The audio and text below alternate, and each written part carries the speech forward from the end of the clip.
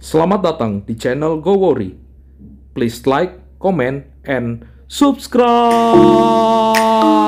Firman Tuhan hari ini berkisah tentang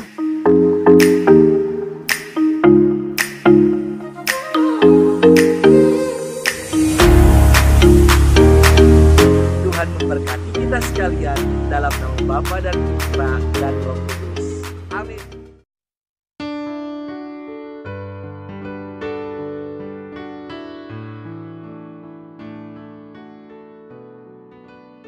Sahabat setia Go Worry yang dikasihi Tuhan, Shalom. Hari ini adalah Jumat 20 November 2020.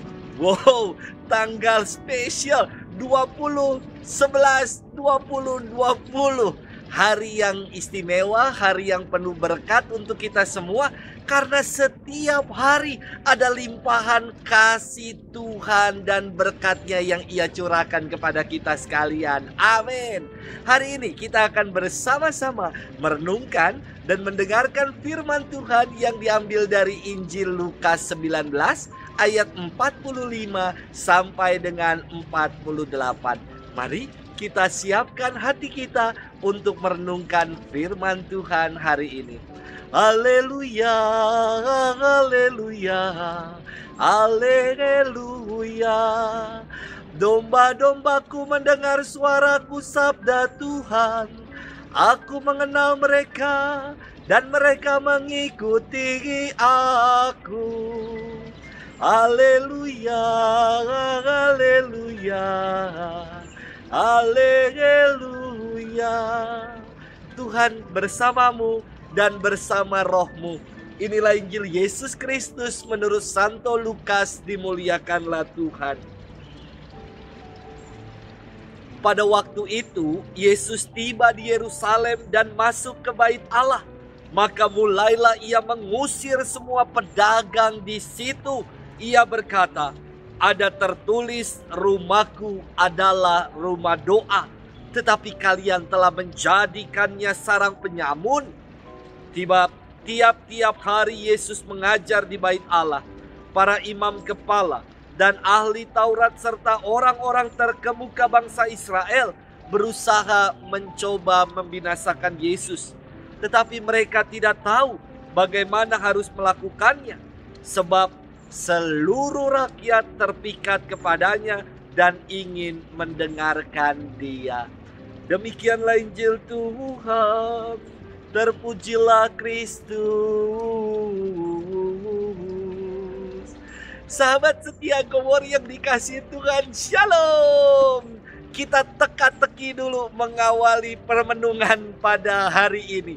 Apa persamaan antara telepon dengan cucian? Jangan terlalu serius karena jawabannya adalah kalau kering sama-sama diangkat. Yang satu nada dering yang disebut kering, yang satu lagi kering cucian karena itu diangkat. Pun beda sekali dengan istilah kering yang ada di tanah Papua.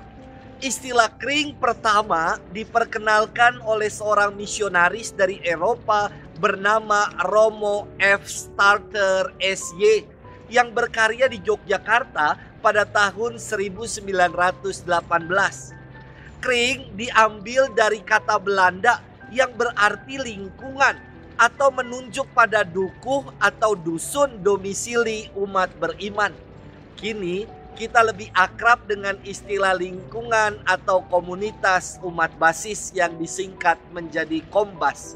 Di Papua, istilah kring masih digunakan dan istimewanya di tiap-tiap kring di tanah Papua mereka punya kapel atau disebut sebagai gereja pribumi.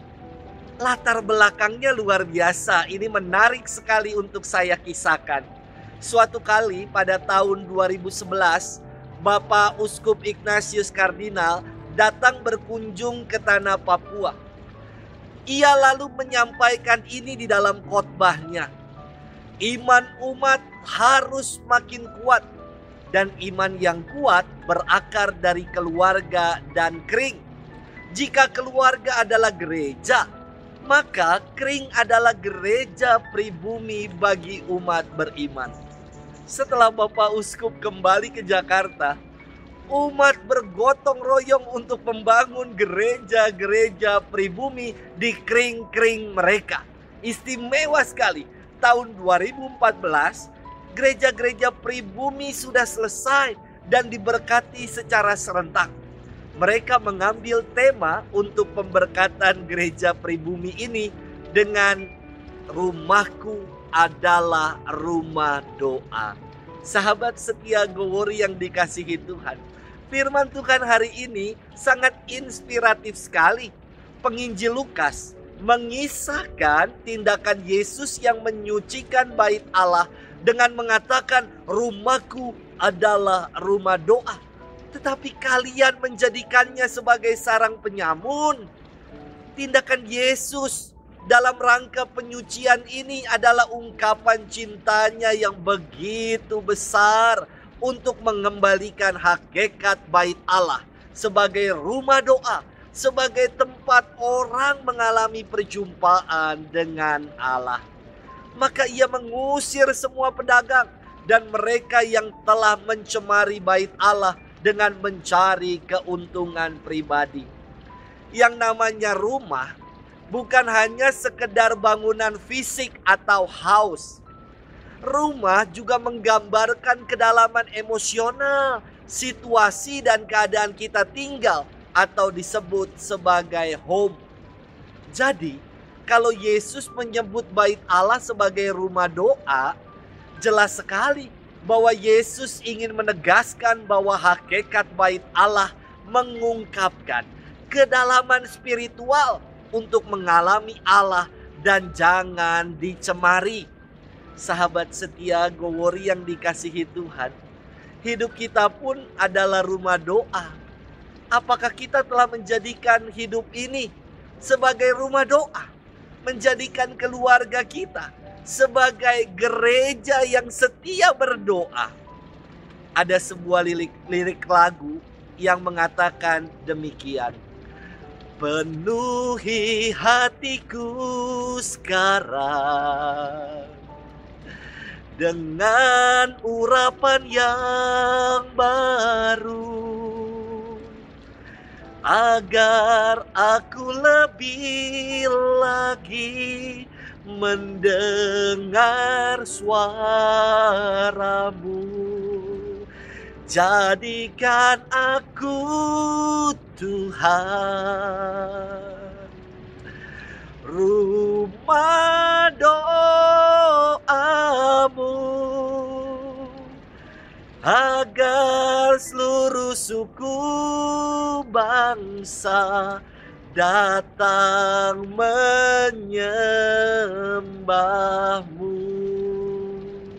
Mari kita jadikan hidup kita sebagai rumah doa, tempat kita mengalami Tuhan secara spiritual, tempat kita mendekatkan diri dan mengandalkan Allah hanya di dalam nama Dia semata. Tuhan memberkati kita sekalian di dalam nama Bapa dan Putra dan Roh Kudus. Amin.